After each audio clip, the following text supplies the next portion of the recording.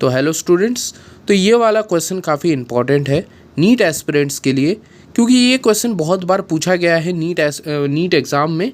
तो आपको ये क्वेश्चन करना आना चाहिए। तो मैं आज समझाने वाला हूँ इस क्वेश्चन का अप्रोच क्या होना चाहिए, कैसे आप सॉल्व करोगे।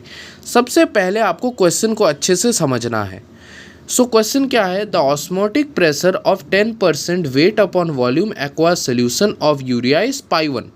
क्या बोल रहा है कि एक 10% weight upon volume aqua solution of urea का एक्वा सोल्यूशन जिसका कंसेंट्रेशन कुछ इस प्रकार दिया हुआ है, 10% वेट अपॉन वॉल्यूम, ठीक है। उसका ऑस्मोटिक प्रेशर आपको दिया हुआ है π1, ठीक है।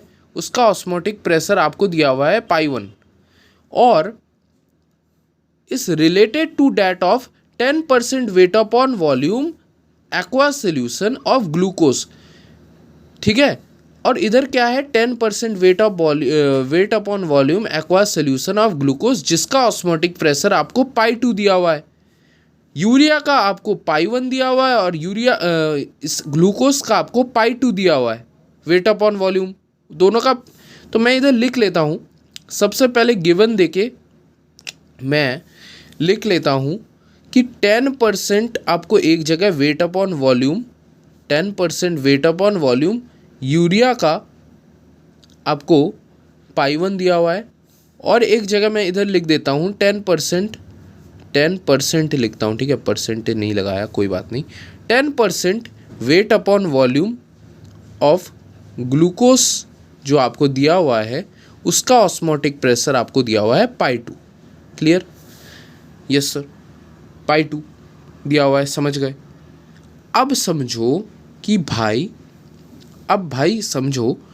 कि हम लोग इधर हमें करना क्या है, हमें इस प्रेशर को इसके साथ कंपेयर करना है, देखना है कौन किससे ज़्यादा है, या ये दोनों क्या इक्वल भी हो सकते हैं, एक दूसरे से ज़्यादा हो सकते हैं। अगर ज़्यादा है तो कौन ज़्यादा है, जैसे कि हमें ऑप्शन में दिया हुआ है π1 क्या π2 के बराबर है, π1 क्या π2 से ज़्यादा है, π2 से ज़्यादा है, क्या π1 इज़ लेसर देन π2, या ये वाला वैल्यू आएगा। तो हमें क्वेश्चन में दिया हुआ है। इस क्वेश्चन को सॉल्व करने का एक अप्रोच देखो भाई, इस क्वेश्चन को सॉल्व करने का एक अप्रोच देखो गाइस। अप्रोच क्या है, अप्रोच देखो, हम लगाएंगे pi is equal to CRT वाला फॉर्मूला, जो आपको सबको पता है कि ये ऑस्मोटिक प्रेशर का फॉर्मूला है। किसका फॉर्मूला है? ऑस्मोटिक प्रेशर का फॉर्मूला है। ऑस्मोटिक प्रेशर का फॉर्मूला है कौन? Pi is equal to CRT। अब pi is equal to CRT को हम ऐसे लिख सकते हैं, number of moles of solute upon weight of solution RT लिख सकते हैं। अब नंबर ऑफ मोल्स को हम लोग ऐसे भी तो लिख सकते हैं भाई, हम लोग नंबर ऑफ मोल्स को wait of B upon molecular weight of B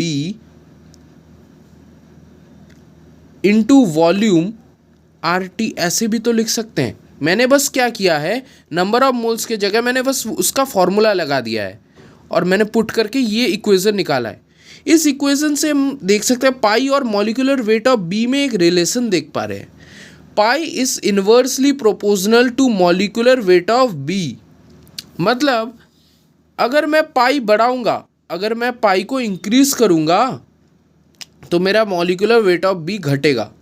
तो इस क्वेश्चन में देखो, यूरिया, एक आपको यूरिया दिया हुआ है और एक आपको यूरिया दिया हुआ है और एक आपको ग्लूकोज दिया हुआ है। ग्लूकोज में से, इन दोनों में से किसका मॉलिक्यूलर वेट ऑफ B, किसका मॉलिक्यूलर वेट ज़्यादा है? किसका ज़्यादा है भाई, किसका ज़्यादा है? मॉलिक्यूलर वेट जो ग्लूकोज का है वो ज़्यादा है। इसका मॉलिक्यूलर वेट ज़्यादा है, इसका मॉलिक्यूलर वेट कम है। अगर इसका मॉलिक्यूलर वेट ज़्यादा है, इसका अगर मॉलिक्यूलर वेट ज़्यादा है तो क्या कम होगा? पाई क्या हो जाएगा? कम। पाई क्या हो जाएगा? कम। अगर इसका मॉलिक्यूलर वेट कम है तो इसका π1 कितना हो जाएगा? ज़्यादा।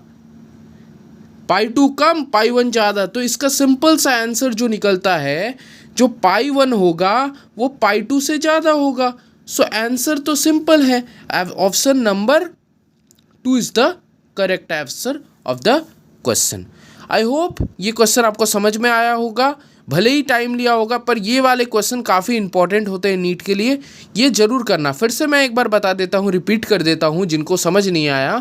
सबसे पहले क्वेश्चन में गिवन है 10% यूरिया का ऑस्मोटिक प्रेशर पाई 1 है, 10% ग्लूकोज का पाई 2 है।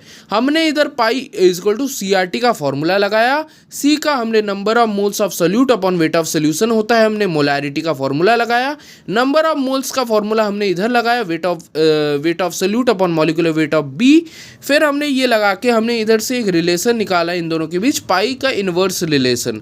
और अगर इसका मतलब क्या था, पाई ज़्यादा तो मॉलिक्यूलर वेट कम। फिर हमने इस साइड क्या किया, यूरिया और ग्लूकोज को हमने कंपेयर किया। ग्लूकोज का मॉलिक्यूलर वेट ज़्यादा होता है, तो इसलिए मॉलिक्यूलर वेट ज़्यादा होता है तो इसका पाई 2 कम है, इसका मॉलिक्यूलर वेट कम होता है तो इसका पाई 1 ज़्यादा है। तो हम एक कंक्लूजन में आए कि ये जो होता है ना, पाई 1 इज़ मोर देन पाई 2, इसी के लिए answer number 2 is the correct. तो ये क्वेश्चन समझ गए होंगे। Thank you for watching.